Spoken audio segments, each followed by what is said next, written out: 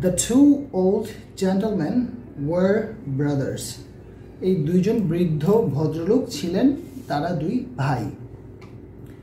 For several days, অনেক দিন ধরে, they argued about a very strange subject. For several days, অনেক দিন ধরে, they argued, তারা আসলে বিতর্ক করেছে, ঠিক আছে, তাদের মধ্যে একটা দ্বন্দ্বের বিষয় ছিল। About a very strange subject, একটা খুবই অদ্ভুত বিষয় নিয়ে। They decided to end their argument with a bet. They decided to end their argument with a bet. তারা সিদ্ধান্ত নিল যে তারা তাদের যেই আর্গুমেন্টটা আছে বা তাদের যে বিতর্কটা আছে সেটাকে তারা কি করবে, একটা বাজির মাধ্যমে শেষ করবে।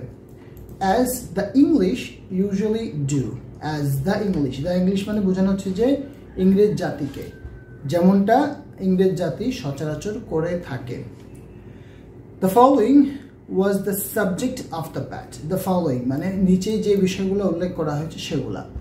Was ছিল the subject বিষয়, of the bet ওই বাজির বিষয়।